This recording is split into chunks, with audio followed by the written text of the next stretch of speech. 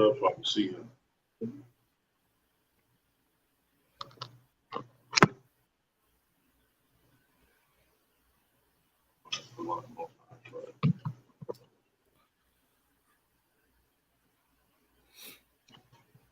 Share it real quick. Hold on.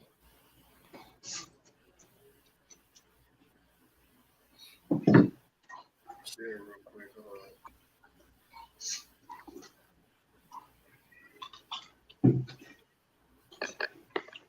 On it. Shalom, Israel. Yahweh Bashim, Yahweh Shah Rocket Thumb to the brothers. Yahweh Shamar Lathan Bashim, Yahweh Shah to the sisters. I got with me Priest Officer 500 Karatazar. I'm Priest Officer 50 Karayala. And welcome to Shalom, sir. Welcome to another episode of Nothing New Under the Sun. This is a continuation of a class we did a couple weeks ago. Salakia for being absent next week. Salakia for being absent last week. A lot of stuff going on. So this is part 2 of the Traitors and Sellouts. You understand? The last time we had this class on Sunday, we basically went over the spirit of being a traitor and a sellout. You understand? This week, we're going to go into a couple of accounts in the scriptures about certain brothers that was Israelites that actually betrayed the people for monetary gain, money, things of that nature. You understand? Salakia, sir, if you could, Baba Kasha, let me get Ecclesiastes 1, 9, and 10. This is started off. 1 second. You said Ecclesiastes? Sir. The book of Ecclesiastes, chapter 1, verse 9. The thing that has been is that which shall be, and that which is done is that which shall be done. And there is no new thing under the sun. There's no new thing under the sun. You understand? Like what happened in the past, people have been traitors, race traitors, sellouts. You understand? Wicked Christian pastors. This ain't nothing new that we just experienced in America. You understand? Right. We experienced this type of stuff in Egypt. We experienced this type of stuff in Babylon. We experienced this type of stuff in our homeland. You understand? The land of Israel. Like the spirit of a traitor has been in the earth for thousands of years. You understand? And we're gonna go into some accounts and the records. You understand? So like I don't want to be too long-winded on that, you know what I'm saying? Because everybody pretty much know what the class is about. So if you could, sir, Baba Kasha, let's go to 1 Samuel, the 2nd chapter. And start at verse 12. And please, sir, whenever you fit, go ahead and jump in. Okay, Con. Am I good? I know my shit froze up for a second. Okay, we good. 1 Samuel, the 2nd chapter, in the 12th verse. Now the sons of Eli were sons of Balaam. They knew not the Lord. Now, sorry. Now Eli, right? Eli is the high priest of his time that actually rose up Samuel, right? And Eli was a righteous man. He followed the law, statutes, and commandments. You understand? He kept the high holy days. He didn't eat pork, shrimp, crab, and lobster. He didn't worship other gods. But his sons, these niggas was wicked as hell. You understand? Continue, right. Sir, bro. Verse 13. And the priest's custom with the people was that when a man offered sacrifice, the priest's servant came while the flesh was in seething with the flesh hook of 3 teeth in his hand. And he struck it into the pan or kettle or cauldron or pot, all that the flesh hook should brought up, the priest took for himself. So did Shiloh unto all the Israelites that came thither. Now, right? So back in the day when we had the law of sacrifice, right? The people would bring an animal to sacrifice, and the custom of the priest would be they would take this big flesh hook, basically, and and scoop up the meat up out of the pot or whatever that they cooking this meat in, the sacrifice in, and whatever was on that flesh hook, that was for the priest. You understand?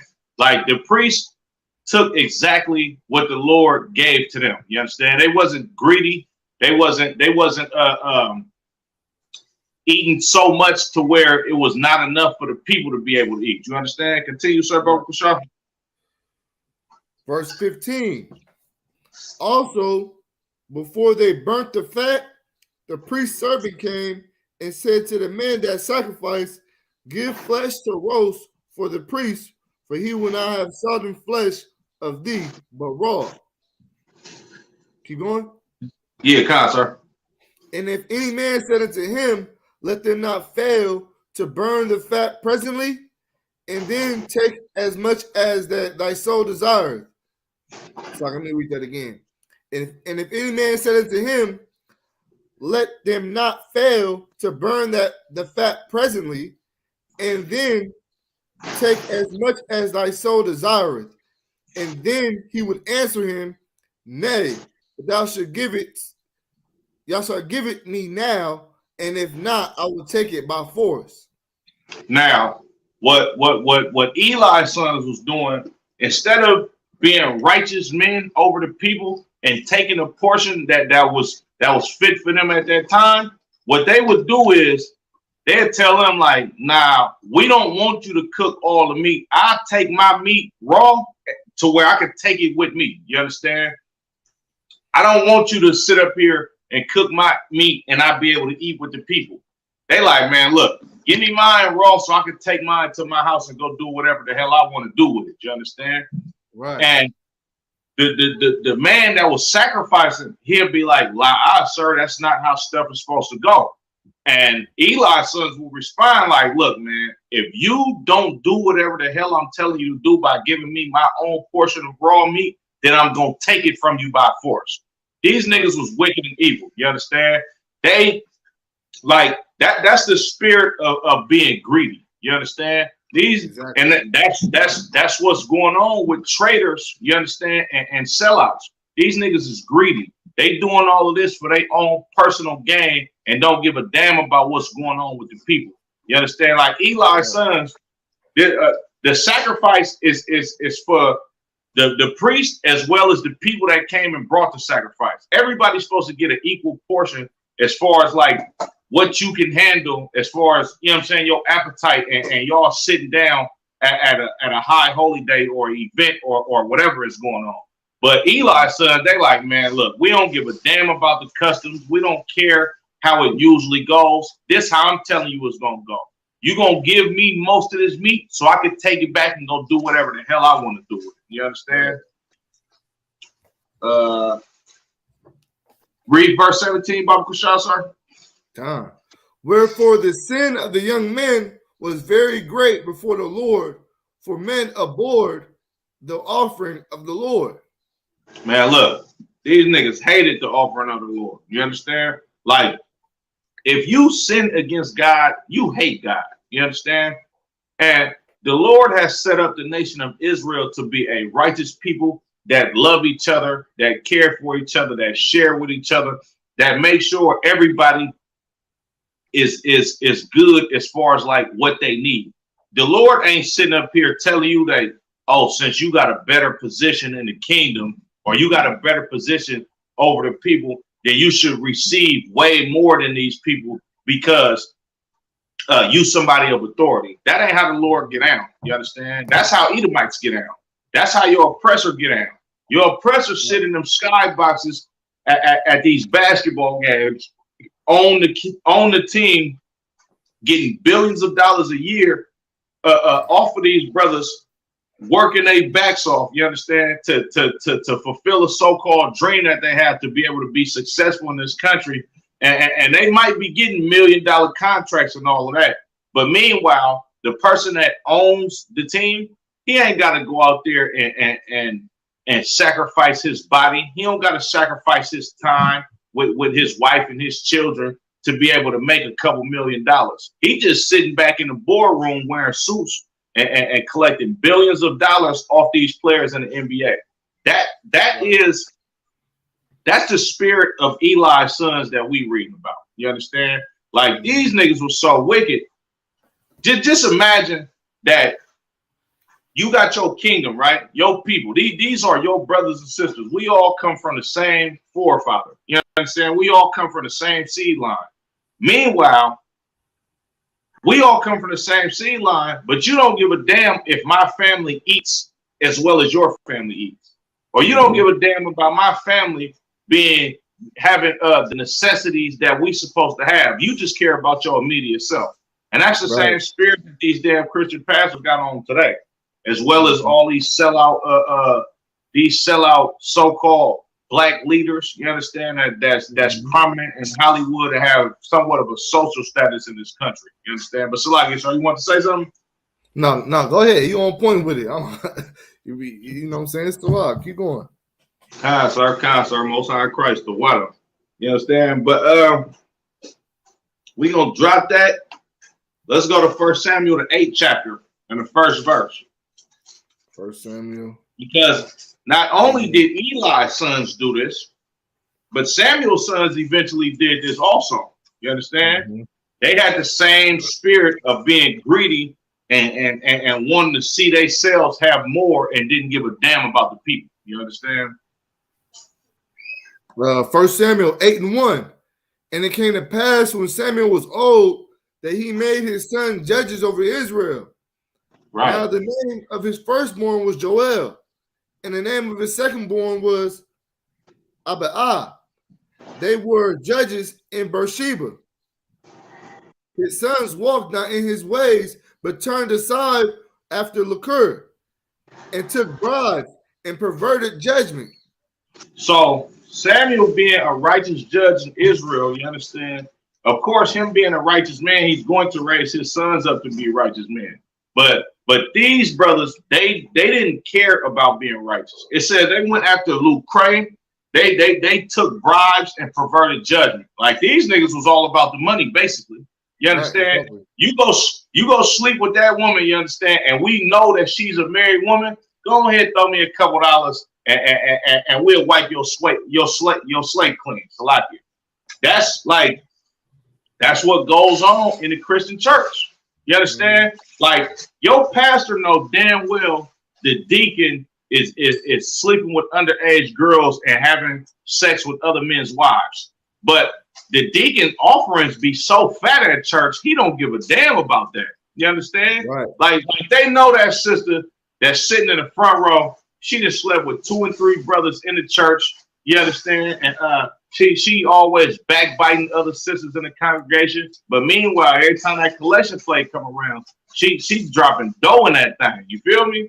Like, and that's the reason why a lot of our people are destroyed. You understand? Because, like the scriptures say, the love of money is the root of all evil. Not money is the root of all evil. The love of money is the root of all evil. If you love money, you would do anything for money. Like they say these brothers took bribes. Man, you got to imagine what type of manner of evil these niggas seen and turned a blind eye just because somebody gave them a couple dollars. You understand? So, like, sir, continue, Baba Shah. Hey, if I could just add on to that point, like these brothers, like they seen that, okay, my dad was in a position of power. He was a righteous man. These people trust me.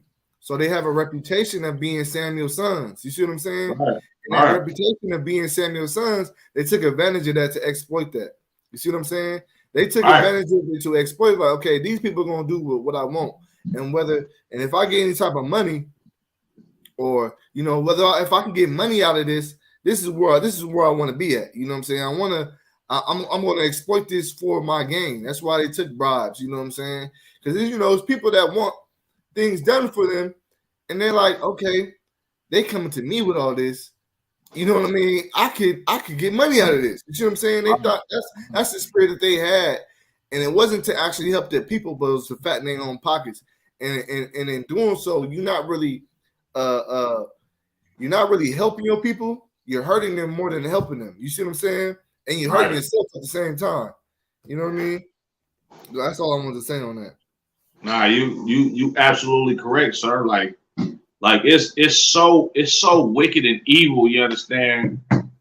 For you to try to take monetary gain just to strengthen yourself and whatever type of lust you have, you know what I'm saying, to fulfill your wants and needs and hurt your people at the same damn time. Right. And that's exactly what's going on. Like the Christian pastor, he's sitting up there letting your granny eat all them pork chops. Meanwhile, he has the law in his hand, but she keep bringing that tithe money just like everybody else in the congregation, and we perish going to that Christian church. We die from all manner of disease. You understand? Like the Lord set up men to rule over the nation. Meanwhile, we got these wicked suit wearing niggas that's just so filthy and slimy that they'll just let you just kill yourself just because they want your money. They would let you keep sinning against God, knowing damn well this is why we are in hell today. But then they just want the money. You understand? They just want. Go ahead, sir. Salaki, go ahead, sir. It's like I'm saying, they just don't care for your soul. They don't care that you. They don't care that you are a sinner. You see what I'm saying? Because sinners not gonna care for another sinner. They have no brotherhood. You see what I'm saying? And the basis of a traitor, the basis of somebody that is a traitor is they have greed, they have problems with with dealing with people, but the basis of it is that they lack brotherhood. Because if you had brotherhood and sisterhood, you wouldn't be a traitor. That wouldn't even be in your thought process of going against your people. You see what I'm saying? Damn right, sir. That's lack of brotherhood. Damn right, sir. And on top of that, you are a whore. You understand? Mm-hmm. You are literally being pimped by your slave master or by the money that you worship, just because you want to fulfill whatever type of evil lust you got going on, and you willing to sell out your own people. You understand? Like Christianity is just so disgusting in this. Like every day we read about brothers and sisters being murdered by police officers unjustly. We read about brothers and sisters killing each other unjustly. You understand? When the book of Zephaniah 2:1 says, "Gather yourselves together, O nation not desired." I didn't grow up in the Christian church, but everybody knows, like a lot of people that didn't grow up in the church, you know certain verses about the Bible because you always hear people quoting them.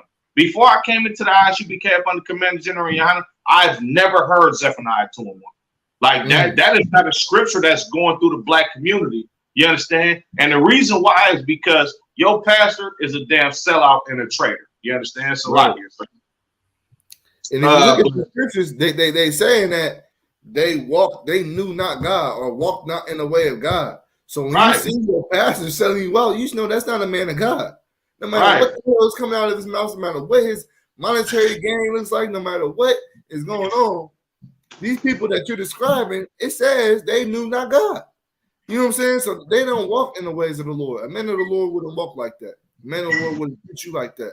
He would care for you. You got to bring a sacrifice. Well, look, brother, you're gonna have to get right. This is not for just us to eat and have a good time. This is for you to have repentance for your sin.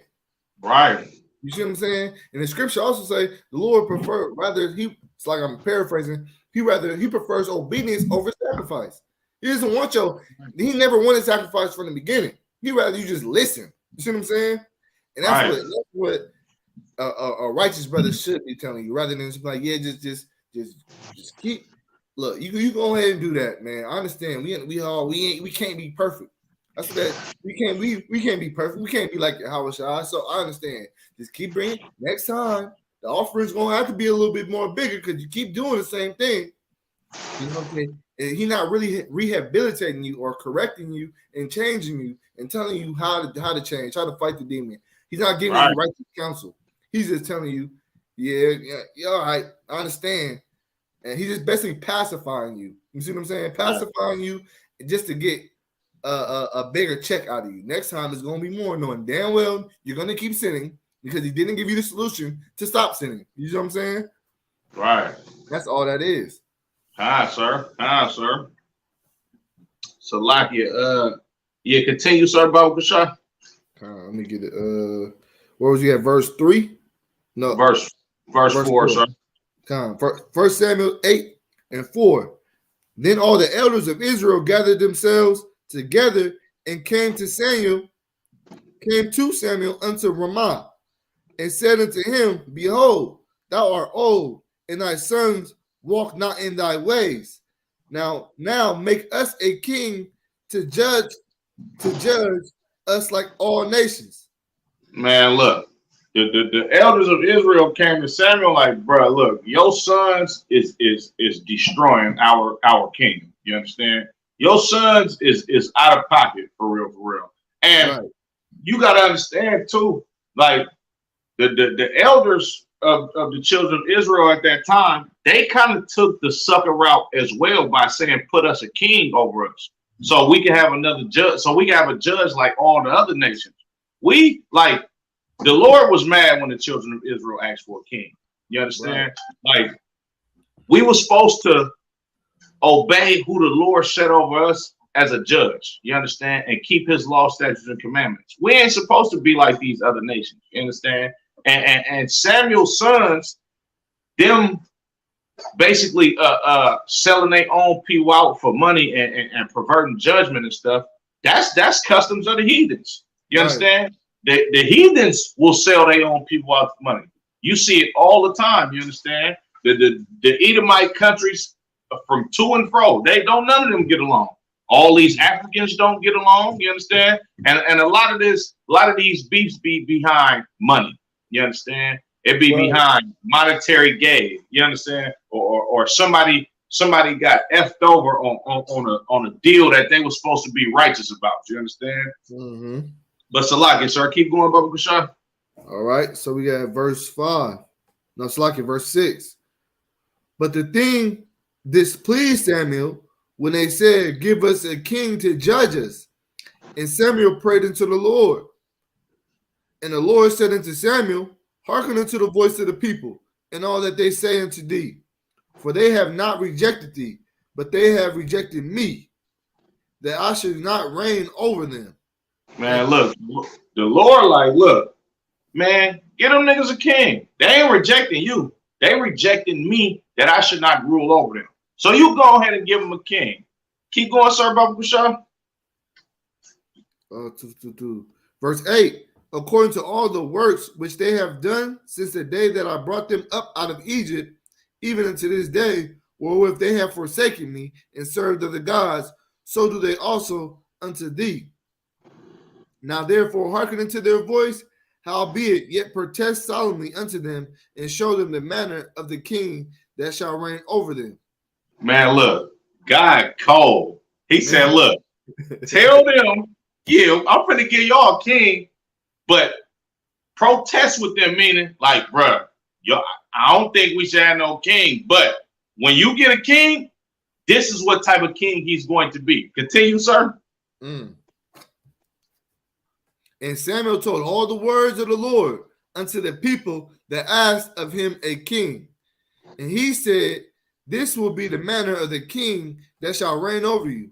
He will take your sons and appoint them for himself, for his chariots, and to be his horsemen, and some shall run before his chariots.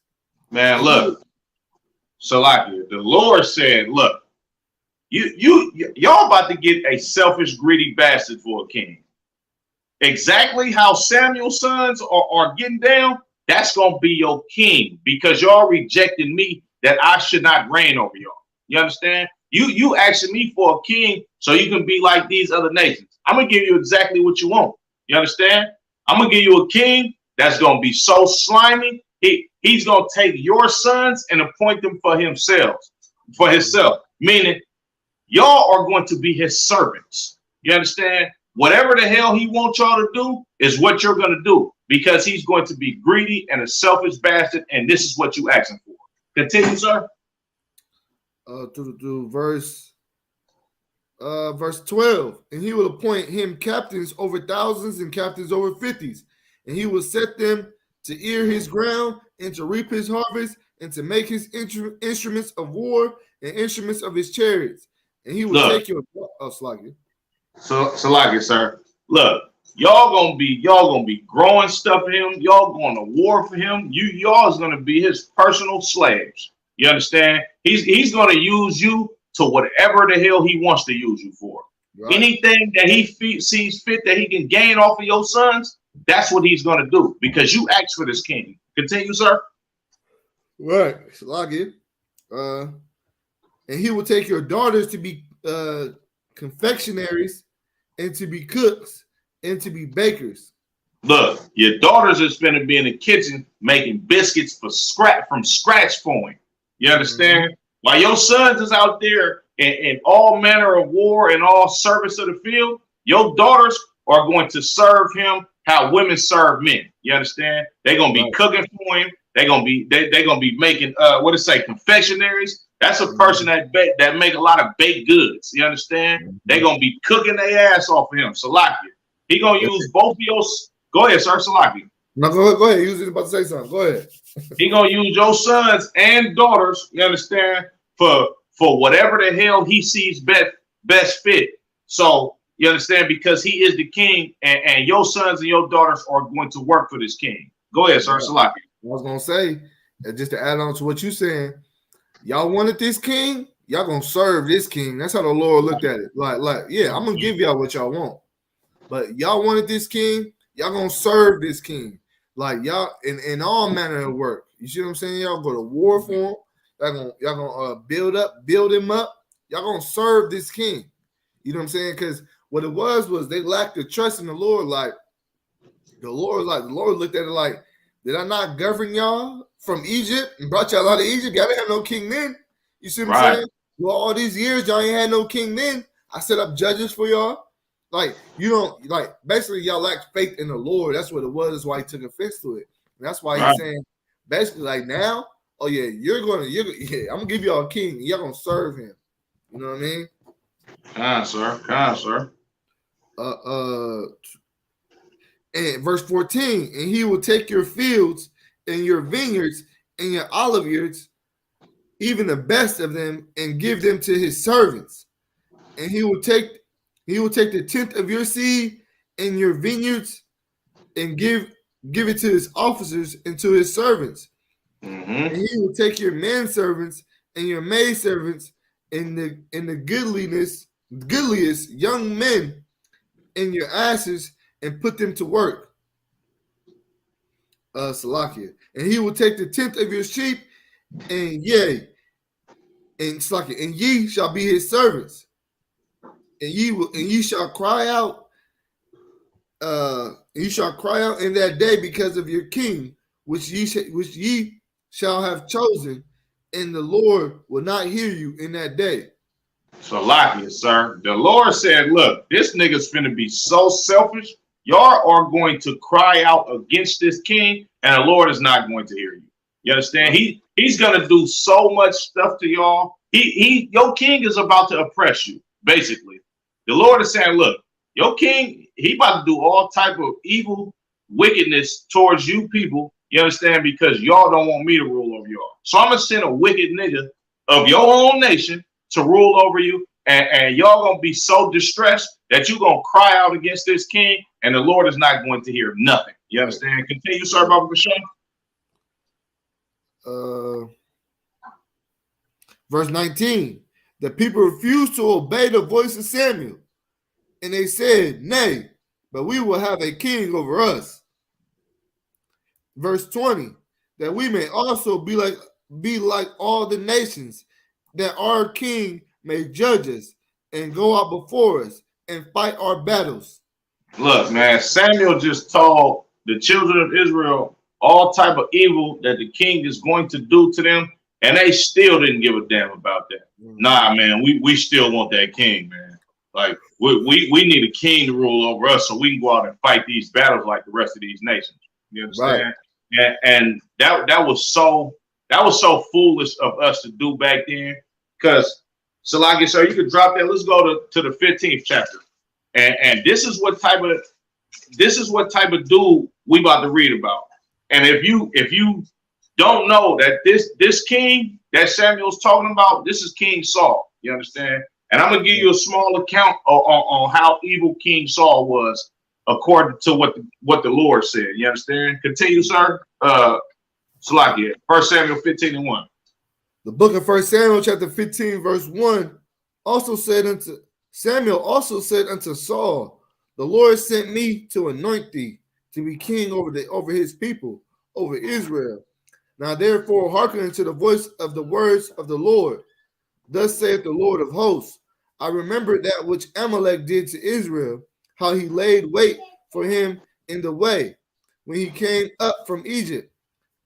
Now go and smite Amalek and utterly destroy all that they have, and spare not them.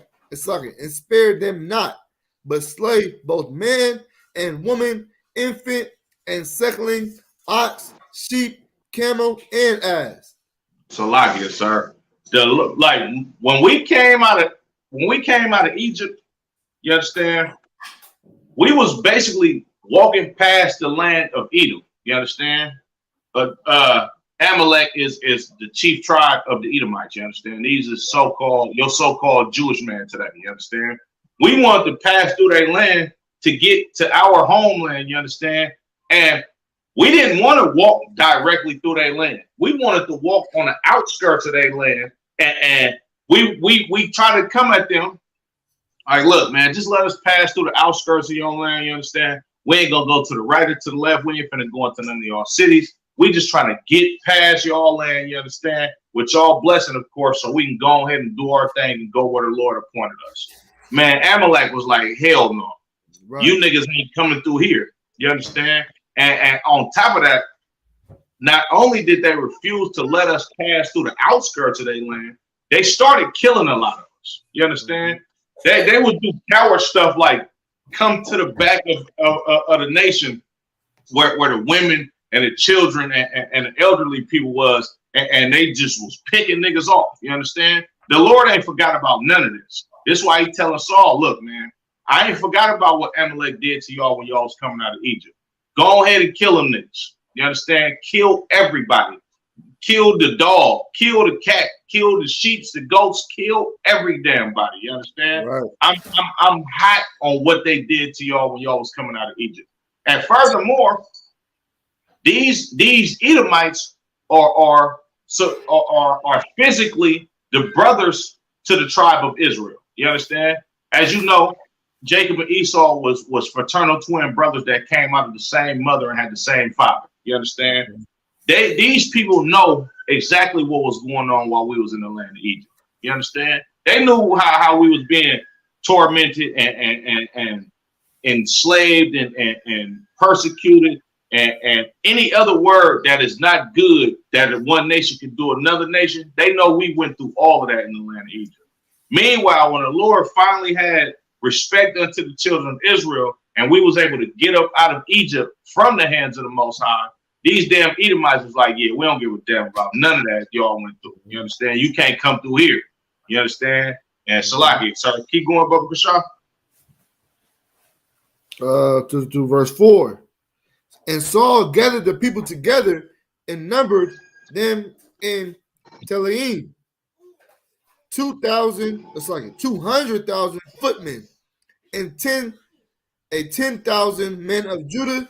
And Saul came to the city of Amalek and laid wait in the valley. And Saul said unto the Canaanites, go, depart, get you down from among the Amalekites, lest I destroy you with them. For ye showed kindness to all the children of Israel when they came out of Egypt. And the Canaanites departed from among the Amalekites.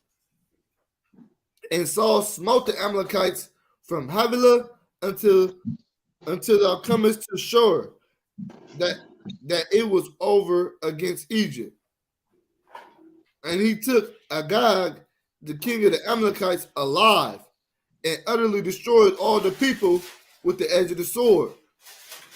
But Saul and the people spared Agag, and the best of the sheep, and of the oxen, and of the fatlings, and the lambs, and all that was good, that would not utterly destroy them, but everything that was vile and refused, They destroyed and utterly.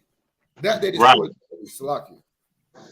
So this nigga Saul being a wicked, evil, greedy bastard, you understand? First of all, he spared the king of the Amalekites, right? Now, if us, the children of Israel, we alive in these times to where this is generations after we came out of the land of Egypt. If the Lord remembers what happened to Amalek, and we understand, I mean, so like if the Lord remembers what Amalek did to us when we was coming out of the land of Egypt, of course we remember, you understand? Right. So the Amalekites for sure remember, you understand? And you got to understand, like, people that honor their forefathers, they honor what they did in the past, you understand? Just like I should be kept under Commander General Yana. We honor Abraham, Isaac, and Jacob. That's why we rock these mitris, these war scars, these headpieces. We keep Passover. We keep our high holy days. You understand? We come back to our culture because we honor our people. You understand? Right. These Amalekites, they know good and damn well what they people did to us. King Agag was not innocent in what his people did before his time. You understand? But King Saul, him being evil and wicked, like the Lord told the children of Israel that he would be, this nigga spared the king of the Amalekites. The king of the Amalekites, and these are the same people that persecuted us and slaughtered some of us just for wanting to pass through their land. And Saul saved him, and he saved a lot of their livestock because this nigga greedy. You understand? So like, if I could, it's not that Saul was a wicked man. It's just that Saul wasn't chosen for the Lord. You see what I'm saying? Right. So he's gonna have his flaws. He's gonna have his things that he did. And by Saul, like right now, them fake Jews, if Saul would have listened to the Lord, then we wouldn't have had these problems with these fake Israelites, these fake Jews inside the land of Israel right now. You see what I'm saying? Right. They would have been done. They'd have been gone. They would not have been here.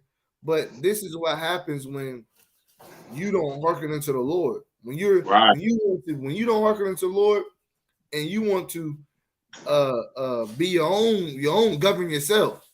Right. You know what I'm saying? And the Lord is not going to be with you in all your decisions. It's going to be to your downfall. That's why he said, I'm going to set up a king. I'm going to give y'all what y'all want. And it's not going to be how you think it's going to be. You see what I'm saying? Right. Because it's not how I want it to be. You see what I mean? And that's what you understand. Like, we reverence the Lord so much that we wouldn't go against the Lord. Like, you like, okay, look, man, we gonna have to just trust in the Lord. Gonna see us through this. Like, I know brothers that been through situations. It might not be to this magnitude of a nation, but brothers that been through situations like, dang, I don't know what I'm gonna do, but sure, the Lord gonna have me through this situation. That's how you should. That's how you should always be. And by people being selfish, you go against that. They didn't trust Saul, Samuel, who the Lord set up. They should have trusted his word. The Lord gave him an opportunity to back out. He said, look, tell them how this king is going to be before I do it. And he did. And they still said no. That's a selfish mindset. You see what I'm saying? Right. Their own self-gain was in their minds. And that's why they got a king whose own self-gain, they got it. Our people got a king who was just like them. You see what I'm saying? And his own self-gain was in his mindset. At the time, he was like, oh yeah, I hear what Samuel said, but you know what? We finna take. I see that they got good sheep over here. We can use that. I see that they got good this over here. We can use that. You know what I mean? And we're gonna read it. If we continue on, it's gonna be to this downfall. You know what I mean? Sir. Salakia. Want me to keep going? Sir, because I didn't really want to go into the whole story per se, as far as like King Agag, but it was really just to hit the key point. Like you have to have some type of spirit of being a sellout and a traitor. You understand? To actually want to save one of your enemies. You understand? Mm-hmm. Like the Amalekites, like those are our enemies. You understand? Mm-hmm. So for King Saul, him being selfish, you understand? He said, but like you said, sir, he did contrary to what the Lord wanted him to do, and eventually it backfired on him. You understand? And probably like to do a part 3 on this, sir, because I'm probably just gonna keep it going for like another 15, 20 minutes because I got a lot of stuff to do. But if you could, sir, let's go to the book of Nehemiah chapter 13. If I could bring out one thing, go ahead, sir.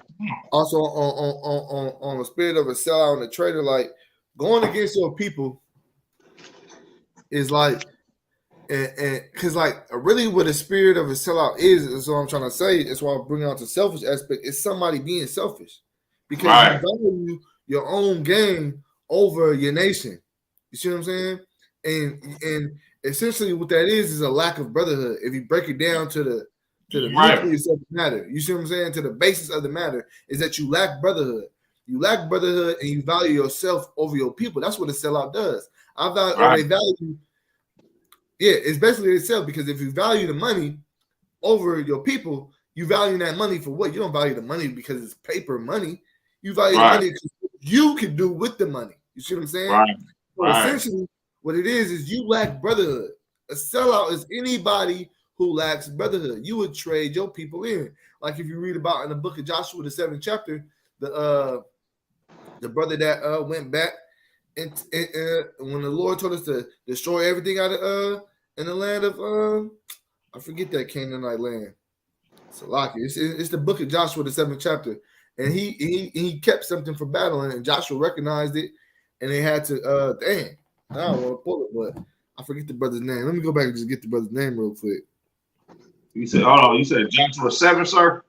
Yeah, Joshua 7. Should say his name from the beginning.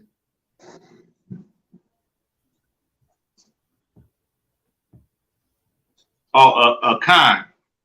Akan, that brother. Now, when you do the things like Akan did, he was thinking selfishly. And just like how Saul's thinking selfishly, just how brothers before Saul was thinking selfishly, you start to have, like, it's going to become a sin, right? Your trespass, your selfishness is going to turn into sin. And just like the brother of Akan, your one sin can affect the whole nation. Just like Saul's sin affected the whole nation. You see what I'm saying? And like, just like our people wanting to have their own king affects the whole nation. Like one brother's mess up affects us all. That's why it's important for us to have and build brotherhood and get this traitorous spirit, this selfish spirit out of here. You see what I'm saying? Get it out of here because it's gonna be to our downfall every single damn time. You see what I'm saying? That's all I want to say on that slide. What you saying is so heavy though, sir. Like you absolutely correct. Not only do you lack brotherhood, you hate your people. You understand? Right. Like how we were just reading, sir, and with Samuel's sons. You understand? I mean, so like with Eli's sons. Like these niggas was like, nah, we don't want you to cook all our meat with the rest of the people. You gonna give me my raw portion how I want it. And if you don't give it to me, I'm going to take it by force. Meaning I'm willing to harm you to get what the hell I want. You understand? Right. And that's essentially what having lack of brotherhood is. Like having lack of brotherhood, sir. Like, man, what you saying is so heavy. Niggas who lack brotherhood are the brothers that's outside with a gun that don't give a damn about nobody else but theyself. You understand? Like a lot of people think brothers in gangs, like, yeah, this the gang. These my brothers. I love them. I kill and die for them. You understand? But meanwhile, you in a gang and you hurting people from the other side of town that look just like you. You understand? Right. Like for sometimes for monetary gain, for sometimes feeling like you need a place where you belong and you want some camaraderie. But meanwhile, you might got camaraderie with the niggas that's in your gang, but the niggas that's not in your gang and the people that y'all at war with, the same people just like you. You understand? And like again, sir, we gotta blame Christianity. You understand? You gotta blame these niggas that's shucking and jiving in these churches with these suits on that lack brotherhood and basically teach the Christian church to lack brotherhood, and it just spills out all into the Black, Latino, and Native American community. You understand? But that was a heavy point, though, sir. Yeah, let's get Nehemiah 13. Yeah, we definitely gonna have to do a part 3 on this, sir, because I can't. We probably can't get to it tonight because of lack of time. But next week, Lord willing, I want to go over Judas. You understand? I want to go over that evil bastard Caiaphas in the New Testament. Like I got some scriptures right here, but we ain't even got enough time to go through them, sir. But yeah, if you could, sir, Nehemiah 13. All right, the book of Nehemiah 13:1. It's like it. On that day, they read in the book of Moses, and the audience of the people in their run was found written that the Ammonite and the Moabite should not come into the congregation of God forever. Right. So just like it, sir, just a little context, right? Nehemiah is basically getting the children of Israel back on point with keeping the law, statutes, and commandments, because like Israel, like we've done throughout history, we are hard-headed and stiff-necked people. You understand? We want to be like these other nations, that we will forsake our culture and make a league with these other nations to basically be accepted by the nations round about us. You understand? And Nehemiah, he's fixing that in his time. You understand? By reading in the book of the law. You understand how we supposed to live according to the scriptures. But continue, sir, Baruch Basha. Verse 2. Because they met not the children of Israel with bread and with water, but hired Baal against them, that he should curse them. Howbeit our God turned the curse into a blessing. Now it came to pass, when they had heard the law, that they separated from Israel all the mixed multitude. And before this, Eliashib, the priest, having the oversight of the chamber of the house of the Lord, house of God, was allied unto Tobiah. Right, Salakia, sir. Eliashib, the priest, right? He had a league and a friendship with a dude named Tobiah. Now I believe Tobiah, he was either an Ammonite or a Moabite. I believe I want to say he was an Ammonite. You understand? But he was a heathen. You understand? Sure. Salakia, sir, what'd you say? I said he was a heathen for sure. I'm not sure which one, he was a heathen. So he made a league with him, made a friendship with him. You understand? Keep going, sir, Baba Kusha. And Salakia. And he, in verse 5, and he had prepared for him a great chamber, wherefore aforetime they laid the meat offerings, the frankincense, and the vessels, and the tithes of the corn, the new wine, and the oil, which was commanded to be given to the Levites, and the singers, and the potters, and the offerings of the priests. Right. So he basically made him a office in the temple to have for himself, which this damn heathen wasn't even supposed to be in the temple at all in the first damn place. You understand? Right. But this nigga being a sellout, this nigga being wanting to be married unto these other nations, you understand? He made this damn heathen office in our temple, and the Lord said they can't come into our temple never. You understand? Let alone have an office in there. You understand? Continue, sir, about yourself. Verse 6.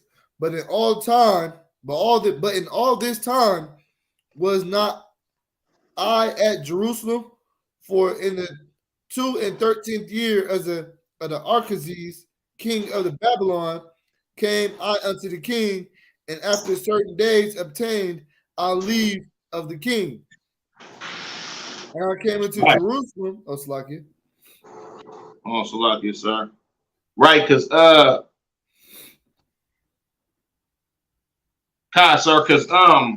Nehemiah, he worked for the king of Babylon. You understand?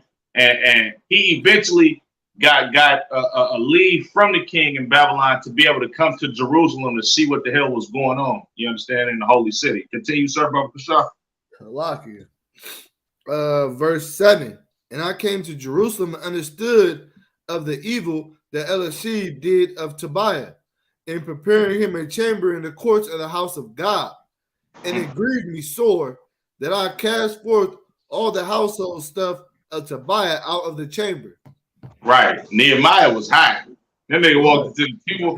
That nigga walked into the temple like, "It's who room? Man, get this shit up out of here, Salaki. Get all this out of here." He threw his bed out. You understand? He threw his dresser out. He threw his clothes out, his shoes. He threw everything that he had up in there, up out of there, and cleansed that room out. You understand? Salaki. Right. Nehemiah was like, if I could, Nehemiah was a cold brother. Right. Cold brother. He came seeing the children of certain brothers speaking the foreign language and not speaking Hebrew. Right. Nehemiah was snatching brothers up like, hey, tell me you gonna serve God. Like, right. Nehemiah was a cold brother, like pulling niggas' hair out. You understand?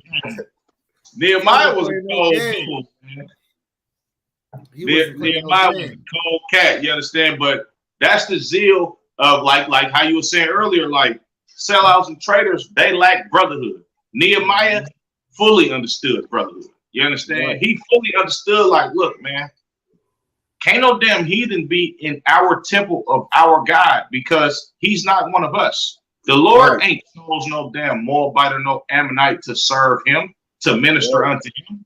That's strictly for the children of Israel. And by Nehemiah having so much courage and coming back and fixing our kingdom, you understand, we was able to prosper during the times of Nehemiah while he was basically one of the judges of Israel at that time. You understand? But Salakia, sir, let me see.